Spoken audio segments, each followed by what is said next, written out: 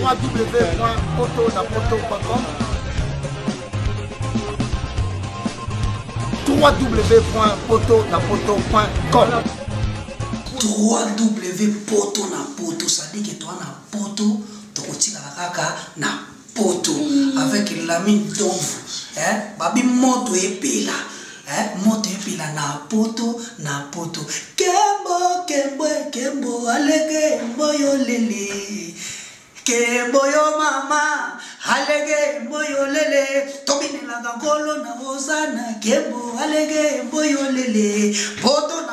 na hosana, kembo alege mboyo lele.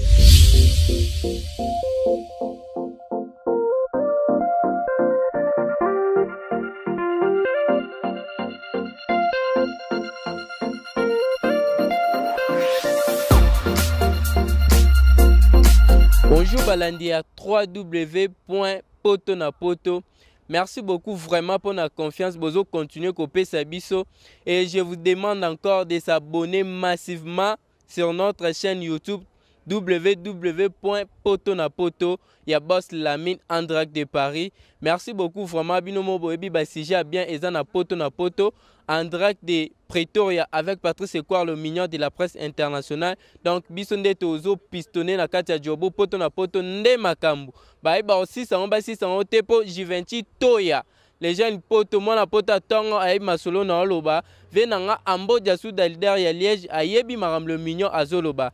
Lelo vraiment était que congolais congolais ezo salanga pasi na mona bandeko nanga congolaise bazokota mabala o ezanga mutuna makolo. Yango na lobaki vraiment sujet nanga lelo dimanche il faut na lobela mabala ya Fredicide. Donc mabala Fredicide eza mama na fo mabala. Nayebi ke mutota langa prophète Lamine les grands boss ya Potonapoto a contredire ngate po yebi ke le mignon de la presse a kotaka tina source likambu apesaka ba sujet o eza réel. Donc mabala Fredicide ezo pesa ngana kanda na pasi na mawa.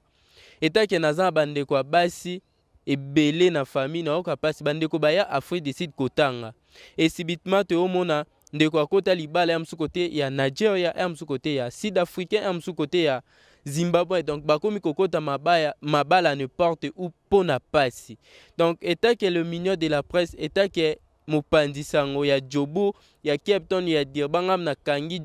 Fredicide mobimba na baki il faut na lobela sujet wana ebele ndeti bandeko nanga aba ucho benganga na téléphone babi le mignon il faut lobela vraiment sujet ndenge bandeko na biso basi bazo souffrir na Fredicide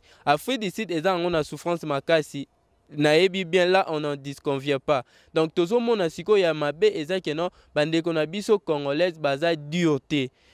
Baza dio côté na biso mo ba congolais mais côté ba tumsusu baza dioté. Biso mo ba congolais to benga bandeko na biso ba congolaise basoso makasi. Poani to benga bon basoso makasi poso to déranger ba on nzela ezake non ba boyara ba komi na intérêt ba benga ngo Fredicide za mboka ya bana to ekoluka ya msu papa nga za besoin $100 mama nga bandeko nga donc yo opesa nga nini yo mo d'abord osa misala bien te yango bazo kene mingi na étranger ba kolomboka ndeti ba Zimbabwe ba Afrique et ba Sud-Africain ba okende côté na bango po ba keno à travers bangonde et ça la keno ba se retrouver ba tinda ba parents na bango mbongo ezo pesa pasi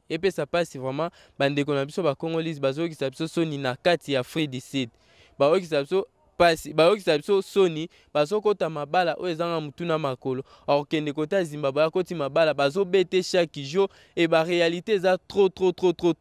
batu ba otalanga na yebi ke batu otanga ndeti ba mama na nga ya Parima Loris la Congolia. Donc muta a dédicacé trop koleka ba mama sous la fierté des femmes africaines à kata poto. Donc il faut pesa bandeko na biso conseil. Donc ba mama Emilie Nzemba babi pepe la mbetolo ayebi. Donc maman Emilie Nzemba bo pesa ba jeune ba mama o ya Fredicide ba conseil batika kokota mabala bazela temps même Bible ici biso to pesa temps na temps avec les temps nyos tout ekoya soto ondimela nzambe mam nyos tout o libala o mbongo o bana ekoya nango. Donc ebele bakomi kokota Fredicide o mona libala libala ya msusu côté ya sud africain azobota pete sko obota te po anini e msusu alongoli bazema azoboya kobota na étranger alobi soki obota na étranger o anytime makambo ya xénophobe na bango ndenge yaka baokabwana apres kokabwana yo okenda mwana wapi omona mabala moko eza na avenir te mabala moko eza ata na ntina te omona mpe mabala yango bazokota baparent balie mbongo te ekomi ka chaque fin du mois bazokende kotinda baparent na bango mona ya msusu bake la grâce mwana bake alizoyo bakomi kotinda baparent na bango mona $20, $30, 4 mais awa déjà koti libala ke pe na église ba bénir ye vraiment bande kwa basi o bozo sala eza péché parce que balobara mwana ya razokola il faut ba para ba liambongo ya libala eza comme symbole et teke no ba para bazo teka yo eza selon coutume na biso ba congolais donc eza teke para azo teka yo mais parent aza orienté yo il faut obala obota osala venir na yo pe ndenge bible elakisi biso mais to mona bande ko na biso ba mama biso bakota mabala bazobota bibota bota na mboka mpaya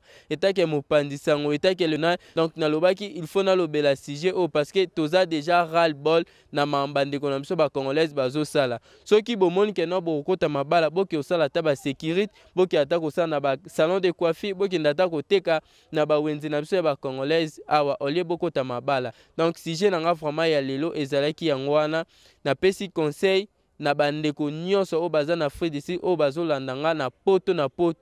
donc bokota mabala bikota kota te et surtout na ba jeune fille o bazoya ya mikolo bokota kota mabala sikate bo sala bo se focaliser na boulot na bino métier na bino o boyebi nzamba kosunga bino bokobala donc na pesi mbote na batu nyonso balinganga balobi Jansi Tawa ba les jeunes nobles ya Jobo donc sans oublier mon papa que j'aime beaucoup Sami Ekwar donc ma maman chérie babi sans oublier Renate Ekwar ma grande sœur chérie donc la grande dame ya Frère du Sud Awa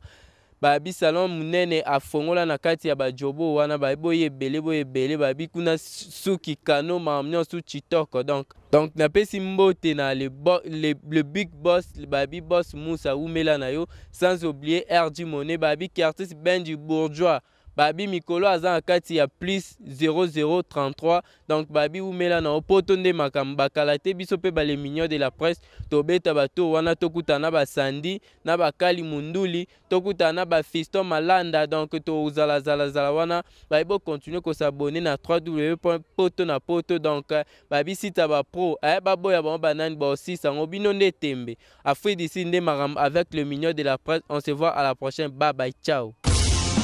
www.poto.com